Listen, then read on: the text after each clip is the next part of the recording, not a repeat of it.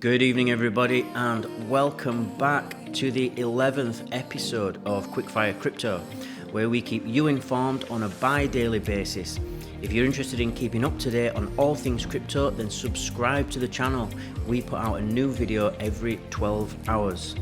And today we want to be talking about the Reserve Bank of India. I found an article in the Financial Express, and it's titled RBI Pilot Project Launch Live Updates. RBI rolls out CBDC. Industry says time to take blockchain and cryptocurrency seriously. Now, CBDCs, or central bank digital currencies, are not a cryptocurrency. So it's important to make that distinction before we start. The reason I've decided to do a video on this is because crypto solves a lot of the problems, or a lot of the future problems that CBDCs bring with them, and we'll go into that more later in the video. So let's see what they've got to say about this. They start off by saying the Reserve Bank of India, in brackets RBI, India's central bank and regulatory body, has unveiled its pilot project for the central bank digital currency, CBDC. This development has come after the central bank unveiled a concept note on October the 7th, 2022. I believe blockchain and decentralization are necessary for the success of CBDC. In my opinion, what RBI should aspire for is to build a transparent and robust digital infrastructure. Pratik Gori, the co-founder and CEO of Fivire, a blockchain-based platform, stated on the development. And I'll comment on this in a second. Let's just get through the next bit. According to a press release released by RBI dated October the 31st, 2022, the use case of the pilot project is expected to ensure settlement of secondary market transactions in government transactions. Use of a RW is expected to make the interbank market more efficient. Settlement in central bank money would reduce transaction costs by preempting the need for settlement guarantee infrastructure or for collateral to mitigate settlement risk.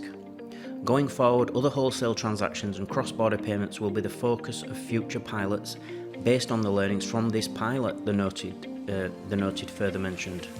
9 banks are expected to be included for participation in the Indian CBDC pilot project, which are State Bank of India, SBI, Bank of Baroda, Union Bank of India, HDFC Bank, ICICI Bank, Kotak Mahindra Bank, Yes Bank, IDFC, First Bank and HSBC. Now, CBDCs. The issue that I have with CBDCs is they effectively take the blockchain technology and they use it in a centralized way. So Bitcoin, Ethereum, all your other a lot of your other cryptocurrencies are based on a decentralized technology.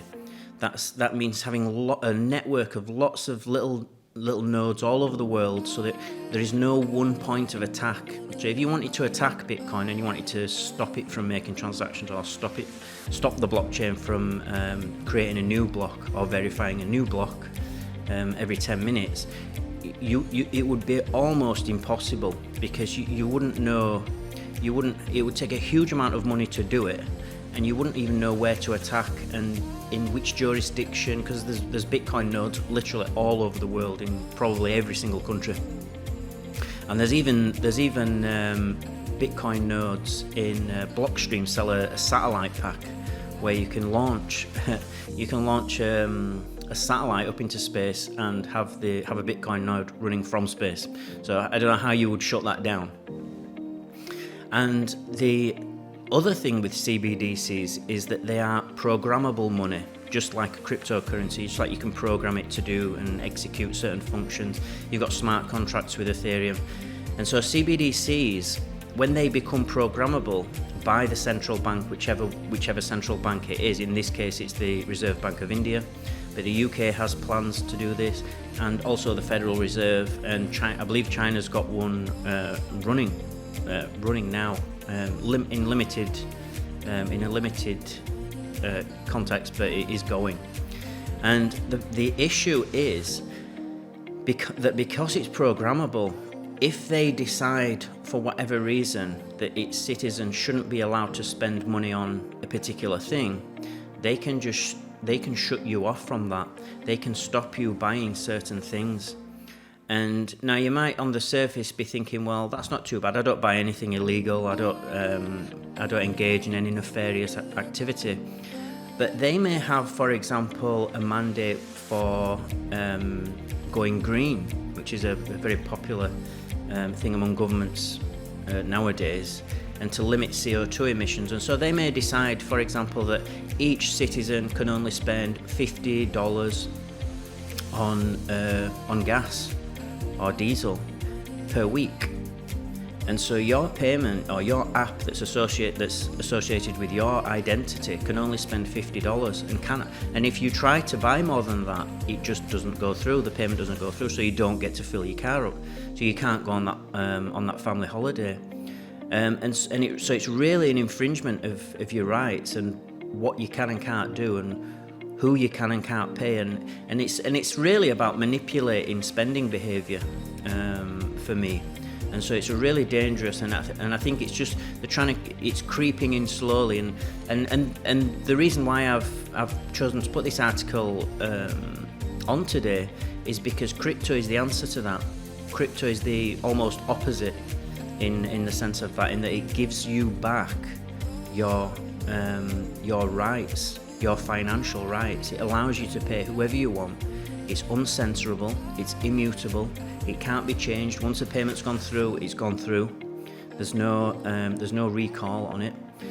So it's interesting. We've got, this is the first I've heard about the Reserve Bank of India trying to implement it in. I know Israel has also got their eyes on it as well, the central bank in Israel.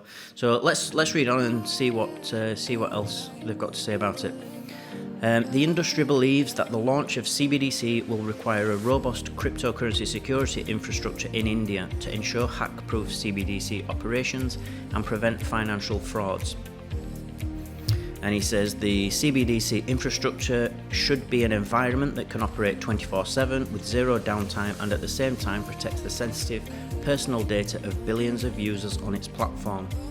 Once implemented, the transaction volumes for CBDCs can go through the roof at any given point, and our technology should be suited for handling such a large volume of transactions. Manan Vora, Senior Vice President for Strategy and Operations of Liminal, who are a digital wallet infrastructure platform, said.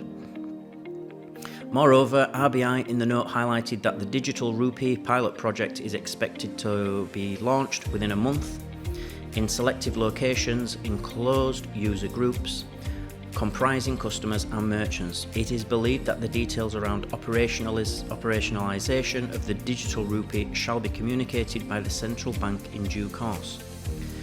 And lastly, limited deployment in the wholesale market for the use of secondary market transactions in government securities will minimise transaction costs by eliminating the need for guaranteed infrastructure or collateral and increase the efficiency of interbank transfer.